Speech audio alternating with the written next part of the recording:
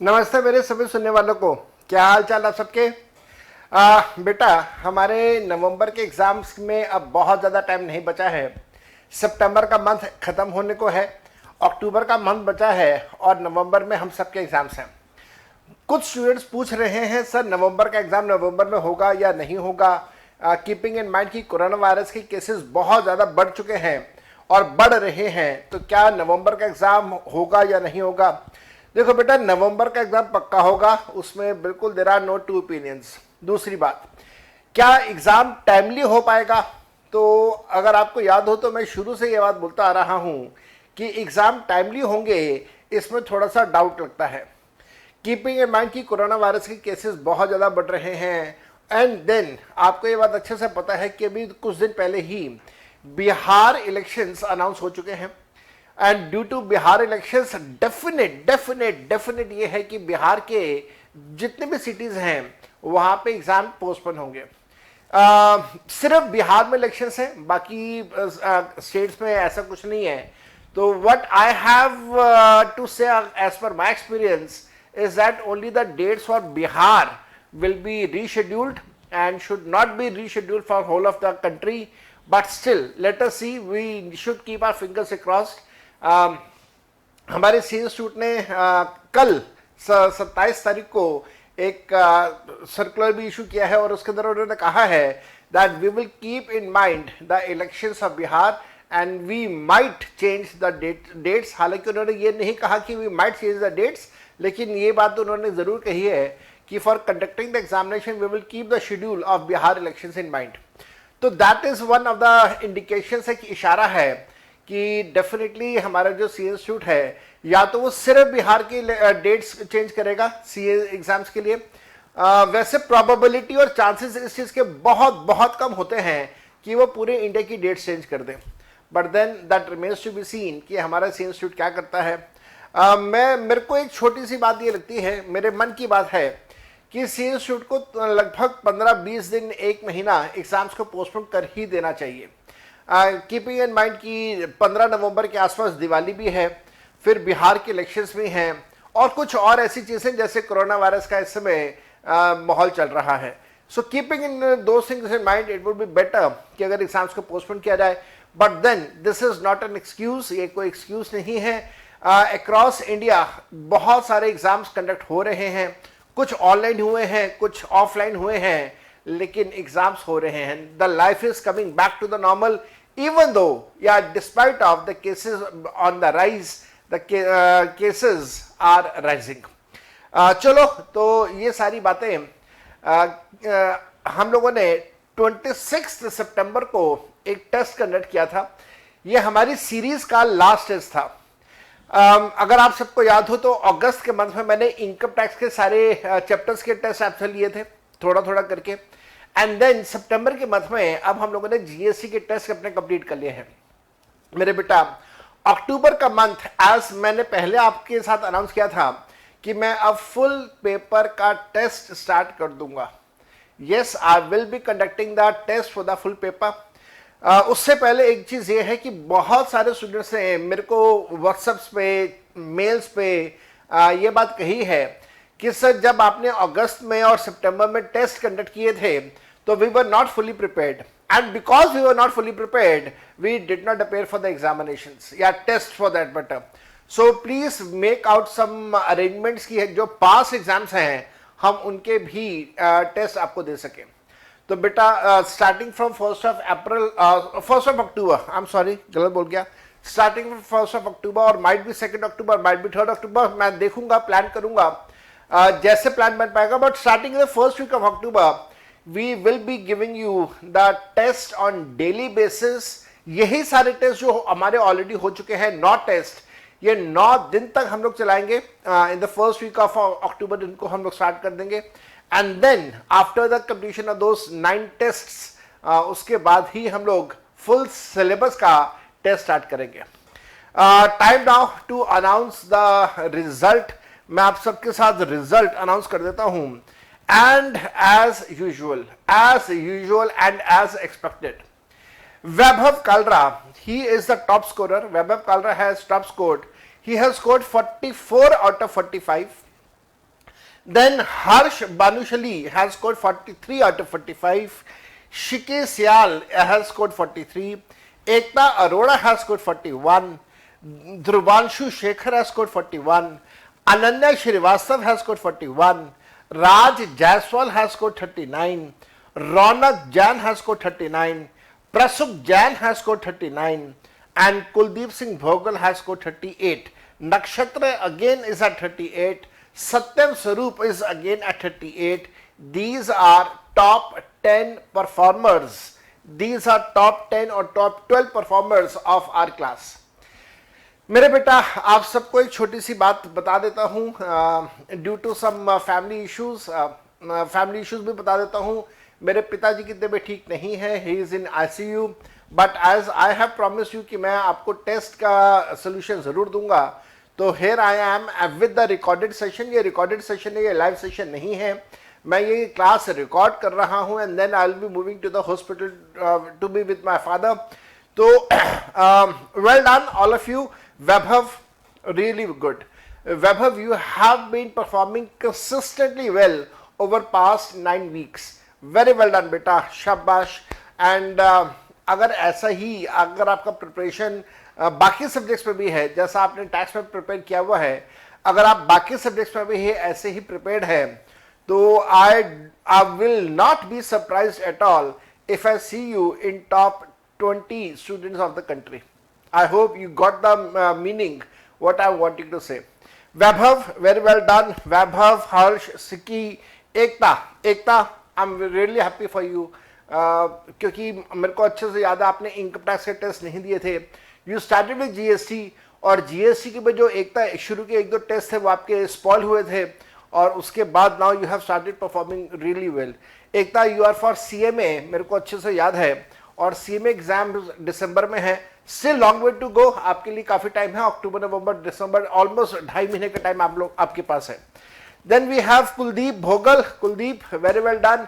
Despite of being very very busy with your office, आप time निकाल रहे हैं, परफॉर्म कर रहे हैं. Nakshatra, I am happy for you, you are performing well. Satyam Swarup, Satyam इस बार क्या हो गया बेटा, थोड़ा सा परफॉर्मेंस ढीला पड़ गया. The score of 38 is not very good. थोड़ा सा आपको पता नहीं, आप अपसेट हुए थे, आप मेरे को बता रहे थे. I remember you in the class you were telling me that you got upset due to some reason.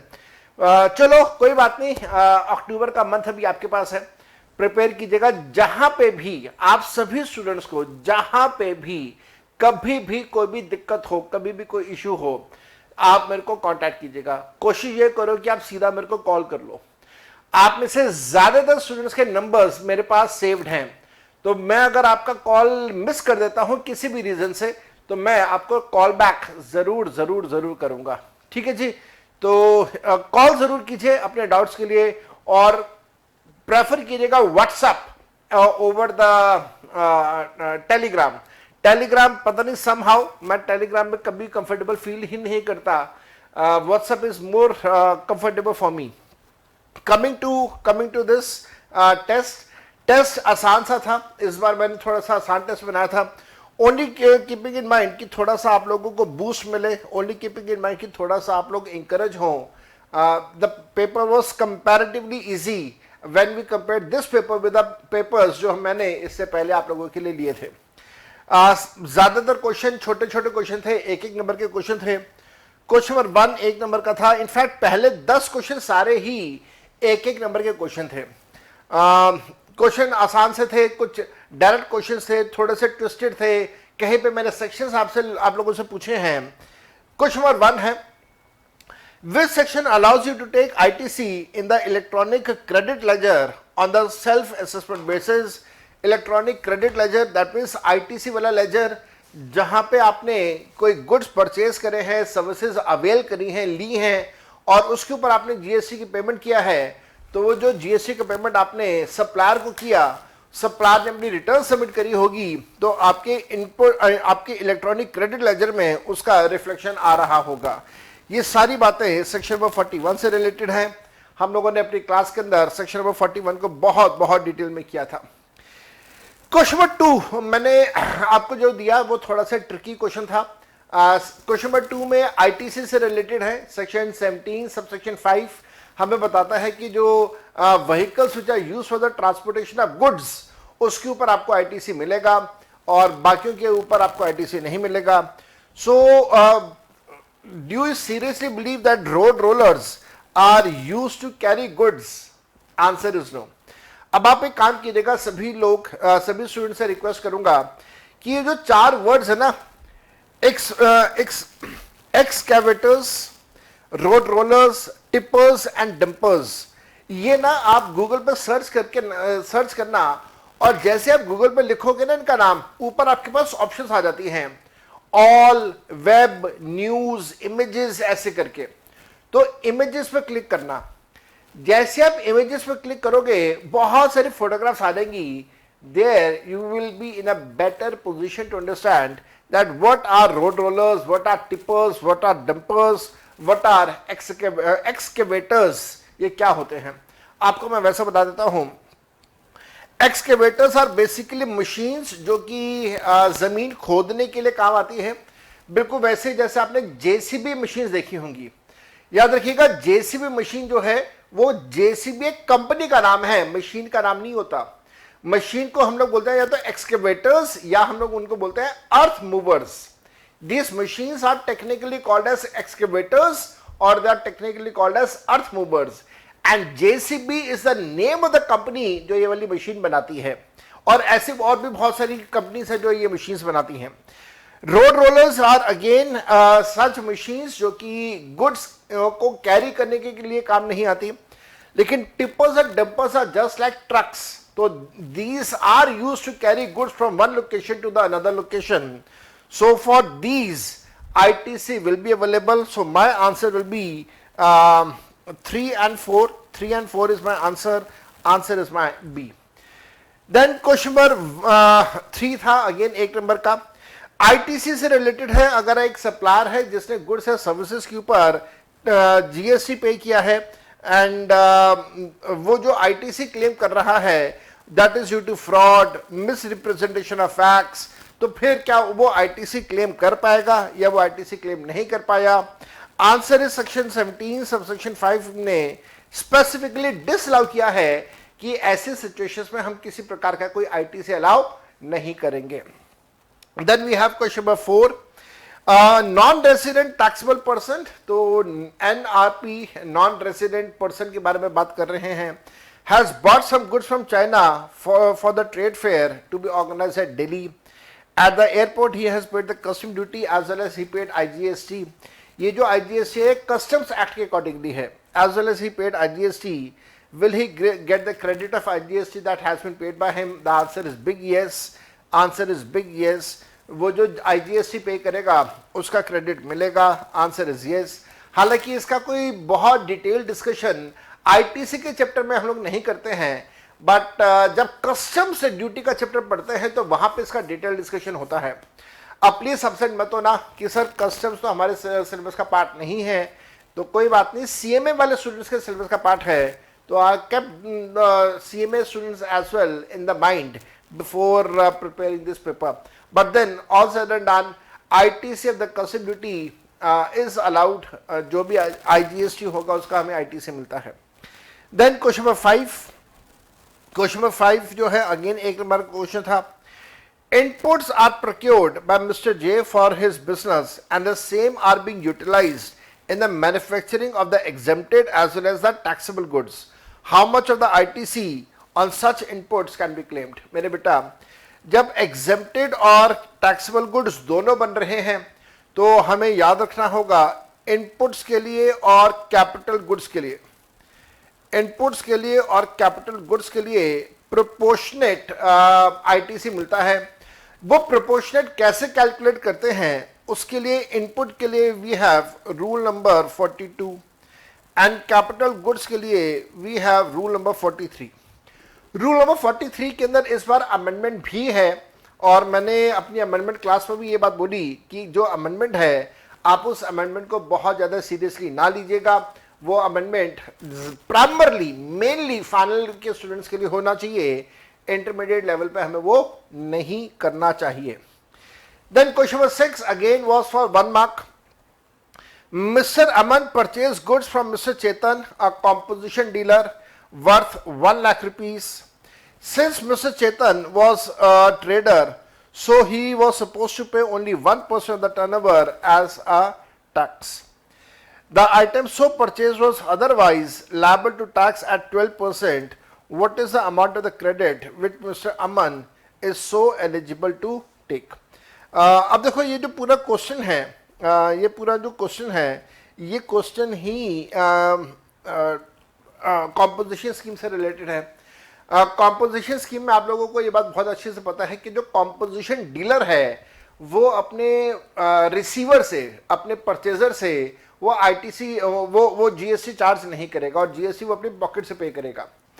अब क्योंकि कॉम्पोजिशन डीलर परचेजर से आईटीसी ले ही नहीं रहा, लेता ही नहीं है, तो जो परचेजर है, जो रिसिपिएंट है, उसे आईटीसी मिल ही नहीं सकता, मिलना ही नहीं चाहिए।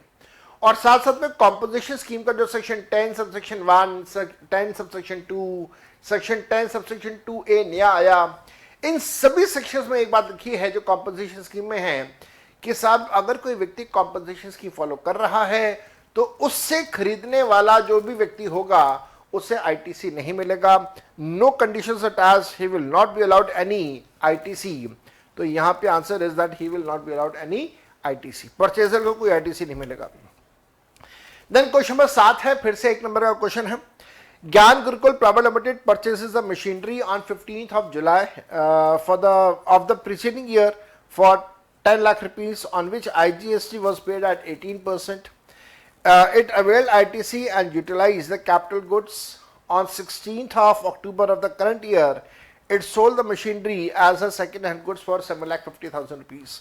आपको याद होना चाहिए, when an asset has been sold for a particular amount, तो फिर ऐसे केस में हम लोग क्या करने वाले हैं, हम लोग जो आईटीसी का रिवर्सल करेंगे, आईटीसी का रिवर्सल होगा, वो आईटीसी का रिवर्सल होगा ट्रांजैक्शनल वैल्यू का जीएसटी, ट्रांजैक्शन वैल्यू का जीएसटी, और वो जो जीएसटी ले चुका है -5% पर क्वार्टर वाला जो कंसेप्ट है।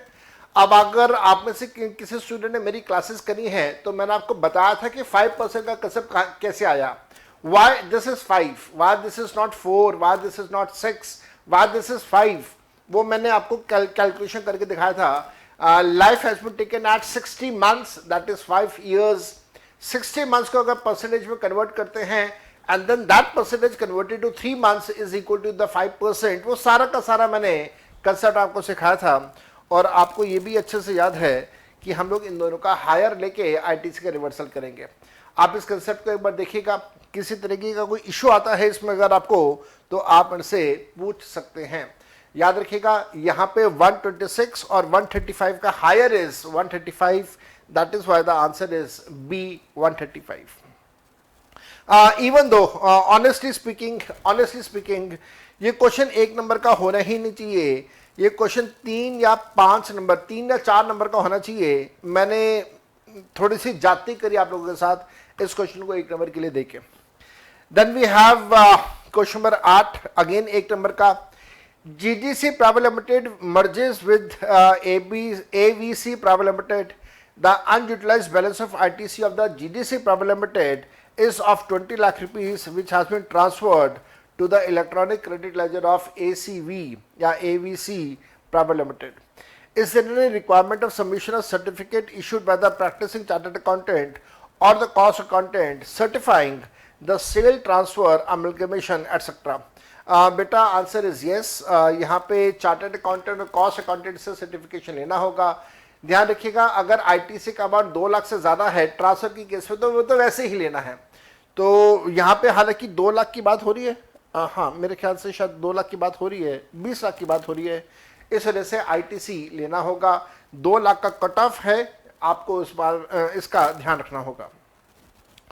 क्वेश्चन नंबर 9 है, what is the nature of the interest on GST, that is this and this. जो नेचर है वो सिंपल इंटरेस्ट है, कंपाउंड इंटरेस्ट चार्ज नहीं किया जाता। तो the answer is C, the interest that is charge under section number 50। Interest के लिए भी यूज सेक्शन नंबर 50। तो सेक्शन नंबर 50 के अंदर जो इंटरेस्ट चार्ज होता है वो इंटरेस्ट जो है that is the simple interest and not the compound interest. आप में से हो सकता है कोई स्टूडेंट्स थोड़ा सा देरी से हमें ज्वाइन कर रहे हों, तो मैं आपको बता देता हूं एक बात कि this is not a live class, this is the recorded class that we are playing. Due to some family issues I am not available for the live class, but still as promised I will be there giving you the results and giving you the solutions। तो मैं यहाँ पे solutions दे रहा हूँ। वैभव Kalra is the top scorer with 44 marks out of 45। Harsh Bhanushali is 43, Shiki Sal is 43, Ekta Arora is 41, and Dhruvanshu Shekhar is again 41. Ananya Shrivastava has again scored 41. These are top 5-6 performance of the class, and there has been more than 700 students who have appeared in the examination, but out of those these are the top scorers। Then question number 10 पे जा रहा हूं। Again एक number का question था, the input tax credit of dash should be first utilized fully for the payment of IGST, CGST, SGST। तो आपको ध्यान रखना होगा जब तक आप IGST का इनपुट कंप्लीट नहीं कर लेते, कंप्लीटली यूटिलाइज नहीं कर लेते, तब तक आप बाकी CGST और SGST का ITC अवेल नहीं कर सकते हैं। तो इस बात का आपको ध्यान रखना था। एंड देन अगेन मैंने आप लोगों को क्वेश्चन नंबर 11 से लेके क्वेश्चन नंबर 20 तक एक एक नंबर के क्वेश्चन दिए थे, और मैंने आपसे यहाँ पे सिंपल ये पूछा था कि साहब इन सिचुएशंस में ITC मिलेगा या ITC नहीं मिलेगा। तो ये अगर आप देखें तो लेफ्ट हैंड साइड पे जो आपको दिखाई दे रहे हैं sequence number, these are basically primarily the question number, and then यहाँ पे मैंने इनका आंसर आपको लिख के दिया हुआ है कि कौन सी सिचुएशन में ITC मिलेगा, कौन सी सिचुएशन में ITC नहीं मिलेगा। जरा जल्दी से पढ़ते हैं। पहला पॉइंट दिया हुआ है, purchase one passenger vehicle with a sitting capacity of 5 passengers for the transportation of employees. बेटा ध्यान देना, क्योंकि यहाँ पे सिर्फ 5 पैसेंजर्स की बात हो रही है, which is less than 13, ITC is not to be allowed। तो आपको की पॉइंट्स को पकड़ना है। only 5, had this been 15 तो आंसर yes हो जाता, because this is 5, because this is less than 13, answer is no। Second, purchase one two-wheeler for the use of the employees। Two wheelers के ऊपर, बाइक्स स्कूटर्स के ऊपर या cycles के ऊपर फॉर दैट मैटर आपको ITC कभी नहीं मिलेगा। परचेज वन ट्रक, ट्रक है, ध्यान रखिएगा, truck is use for the transportation of goods, तो ITC डेफिनेटली आपको मिलेगा, ना मिलने वाला कोई बात ही नहीं है। Purchase one motor car for going to the factory, again motor car है जिसमें seating capacity is always less than 13, no ITC is to be allowed. Purchase one bus for the transportation passengers, bus है, मैं assume कर रहा हूं कि seating capacity is more than 13। If the sitting capacity is more than 13, तो yes ITC is allowed, you can take the other assumption। हालांकि buses में sitting capacity 13 से ज्यादा ही होती है। Purchase one truck for the transportation of goods relating to the services of tent house, again truck है, ITC मिलेगा। Purchase one motor car for training of driving skills, तो car चलाना सिखाया जाता है और उस चीज के लिए कार परचेज करी गई है, तो डेफिनेटली ITC मिलेगा। Purchase a car for resale in the business of dealing in second hand goods, बेटा business of dealing in second hand goods है, तो इसका मतलब यहाँ पे second hand car sale purchase का काम है, इस वजह से ITC का बेनिफिट डेफिनेटली मिलेगा, क्यों नहीं मिलेगा। Purchase cars for use as cabs, cabs है तो इसका मतलब आप पैसेंजर ट्रांसपोर्टेशन के सर्विसेज दे रहे हैं, again you will qualify for ITC। Purchase cars for the use in the driving school, again driving school and imparting the training on driving, definitely yes ITC का बेनिफिट आपको मिलेगा। So what I have done is I have covered full section 17 subsection 5, और इसके अंदर जो छोटी छोटी बारीक बातें हो सकती हैं मैंने आपके साथ वो सारी कवर करने की कोशिश करी है। Then again, there was a question for 5 marks, and this is really good कि अगर आपने क्वेश्चन पूरा ठीक किया है और आपको पूरे पास नंबर इसमें मिलने भी चाहिए। क्वेश्चन कुछ इस प्रकार से था कि एक ट्रस्ट है, मैंने अपना नाम भी रख दिया उसके अंदर, जोहर ट्रस्ट है, it is an entity which is registered under 12AA of the income tax act 61। तो आपको बता देता हूं 12AA is basically the section which is related to the registration of a trust. Trust में रजिस्ट्रेशन करवाना है, उससे रिलेटेड सेक्शन है। इस सेक्शन के कंडीशंस के मुताबिक रजिस्ट्रेशन होता है। So it furnishes with the following details with respect to the activities which have been undertaken by it. You are required to compute the GST liability from the information which is given below. आपके पास ये सारी information है। Amount receive for yoga, याद रखना मेरे बेटा, yoga is regarded as a charitable activity. आप में से जो स्टूडेंट्स मेरे से पढ़े हैं, आप लोगों को अच्छे से याद है, मैंने आपको चैरिटेबल एक्टिविटीज का पूरा एक चार्ट बना के दिया था। 5-6 उसके अंदर कॉलम्स थे, पूरा चार्ट मैंने आपको बना के दिया है कि कौन कौन सी एक्टिविटीज को चैरिटेबल एक्टिविटीज कहा जाएगा। And if a charitable trust registered under section 12AA is providing charitable services, then definitely no GST is applicable and that will be exempt। तो ये हमारा exempt रहेगा, no GST। Payment is made for the services received from the service provider located in USA for the purposes of providing charitable activity। तो मेरे बेटा import of services for the charitable activities they are also exempt। तो ये वाली services भी exempt रहेंगी, taxable नहीं होंगी। Moving on, counselling of mentally discarded person, definitely ये भी एग्जेम्प्ट है। मेंटली डिसेबल्ड पर्सन, अब मैं आप सबसे रिक्वेस्ट करूंगा कि please please please for God sake आप चैरिटेबल एक्टिविटी की डेफिनेशन को अच्छे से करके जाना। चैरिटेबल एक्टिविटी की डेफिनेशन अगर आप डिटेल में करके जाएंगे तो आपको डेफिनेटली समझ आएगा कि इस टेस्ट के अंदर ये क्वेश्चन आपने कैसे करना है। Then amount which is receive for from the renting of a commercial property. Yes, अगर कोई कमर्शियल प्रॉपर्टी का रेंटिंग है तो इस केस में कोई एग्जेम्पशन नहीं मिलता। That means this becomes taxable. इससे पहले सब कुछ एग्जेम्प्ट है but this would be taxable. Amount receive for the activities which are related to the preservation of forest and wild life. Again अगर आप चैरिटेबल एक्टिविटीज की डेफिनेशन को पढ़ते हैं तो फॉरेस्ट एंड वाइल्ड लाइफ जो है वो आपको डेफिनेटली चैरिटेबल एक्टिविटीज की डेफिनेशन में मिल जाएगा। इस वजह से ये भी एग्जेम्प्ट रहेगा, इसके ऊपर भी आप जीएसटी चार्ज नहीं करने वाले हैं। तो अगर आप देखें तो 1,50,000 रुपीज एक अमाउंट ऐसा है जो टैक्सेबल होगा। तो अगर आप 1,50,000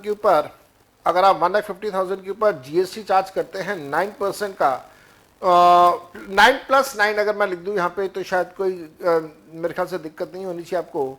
तो 9+9, 9 is for CGST and another 9 is for SGST। तो 1,50,000 का 18% will be 27,000 rupees. So answer is C. मैंने कैलकुलेटर के ऊपर 27,000 कैलकुलेट कर दिया है। So pretty easy, should not be a big problem for you people. Then we have a data जिसको use करके मैंने आपसे 2 क्वेश्चंस पूछे हैं, 22 and 23। Very interesting. Again this was the amendment which was relevant for the previous examination और मैंने उसी को यूज करके यहाँ पे डाला कि अगर कोई होटल है, अगर कोई रहने की जगह है और उसका किराया अगर 1,000 रुपीज पर डे से कम है तो फिर उसके ऊपर जीएसटी चार्ज नहीं होगा। तो यहाँ पे पहले कंसेप्ट कुछ और था 1,000 का, अब इन्होंने कंसेप्ट बदल दिया है। That 1,000 rupees will include all amenities which are being provided and for which separate charges are being charged. उनको आपने इंक्लूड करना है, डिस्काउंट्स को आपने रिड्यूस करना है, तो नेट अमाउंट को आपने देखना है। पहले हम लोग कहते थे कि जो रेंट इज डिस्प्लेड, आप उस रेंट को चेक करो विच इज बीइंग डिस्प्लेड। तो अब आपने वो डिस्प्लेड नहीं देखना, अब आपने एक्चुअल रेंट चार्ज्ड चेक करना है। दैट वाज द अमेंडमेंट और मैंने उस अमेंडमेंट के बेसिस के ऊपर आपको ये वाला क्वेश्चन दिया है।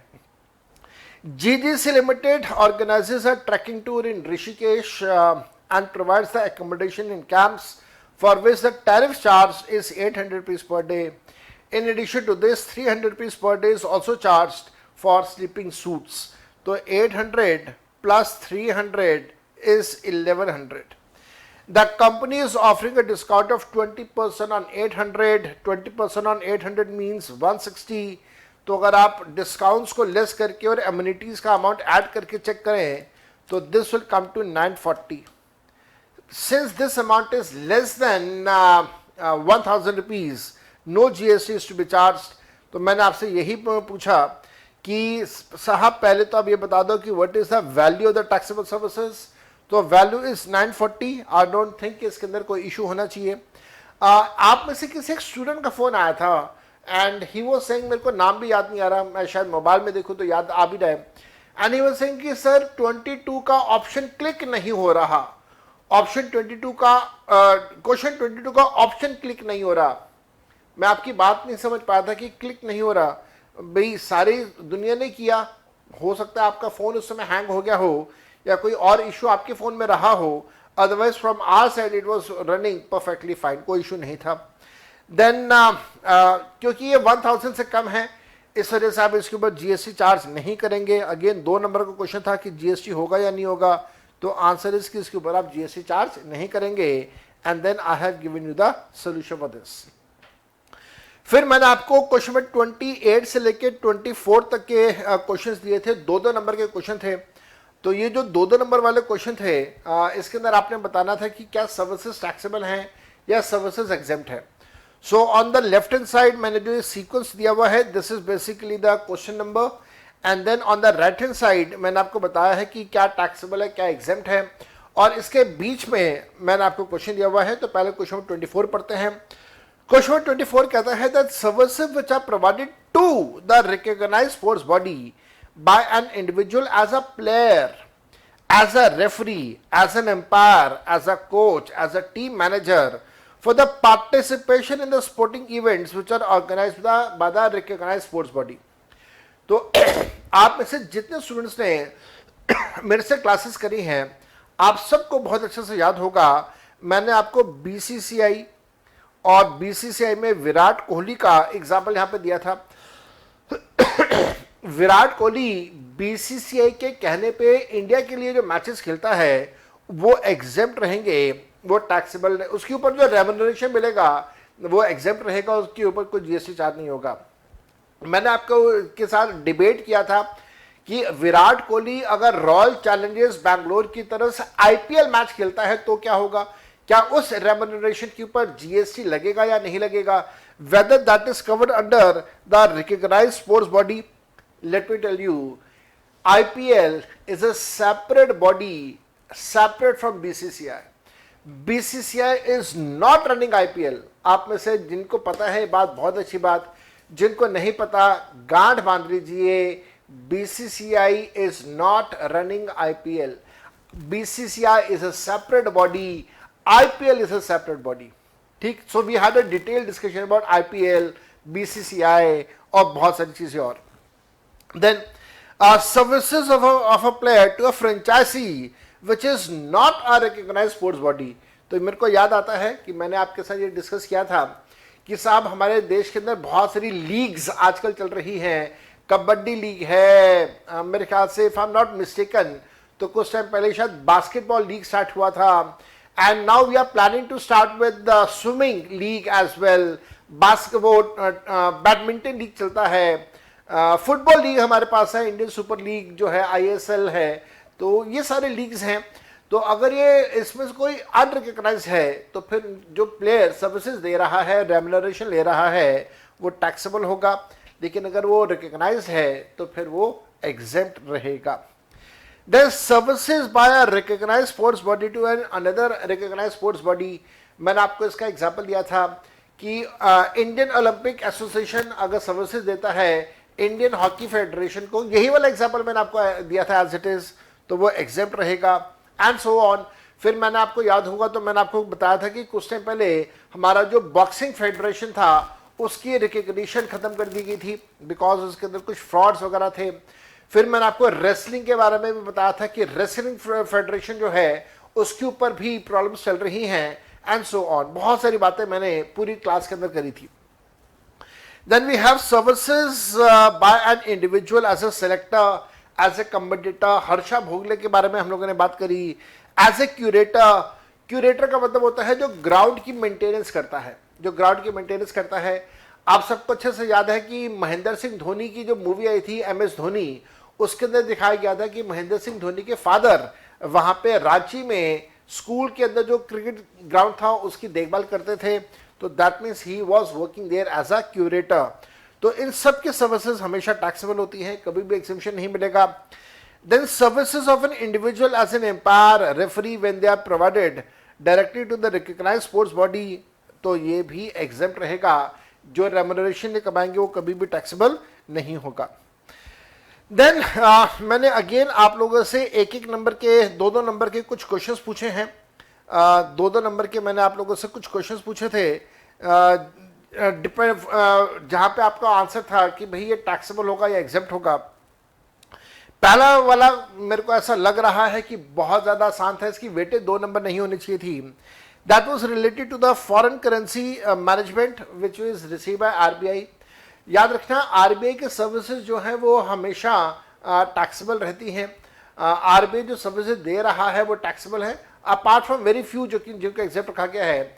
लेकिन अगर आरबीआई सर्विसेज इंडिया में इंपोर्ट कर रहा है and that services are related to the management of the foreign currency, in that case those services imported into India are exempt, otherwise that would have been liable for RCM, but वो exempt रहेगा, उसके ऊपर कोई taxability नहीं होगी।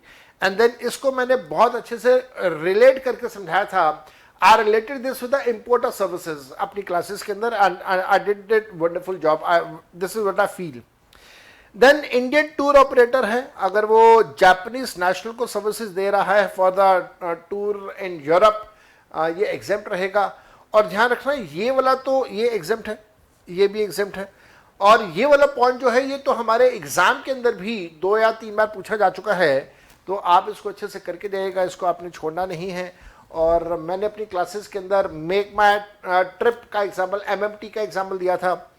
एक Australian है, India में आया, श्रीलंका घूमने जाना चाहता है, मेक माई ट्रिप से उसने सर्विसेज ली, and that whole example I have already discuss with you.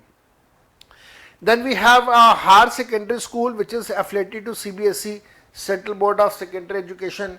और ये एक बेसिकली जो क्लासरूम में टीचिंग के लिए ये अपनी कुछ सर्विसेज लेते हैं from one of the IT companies.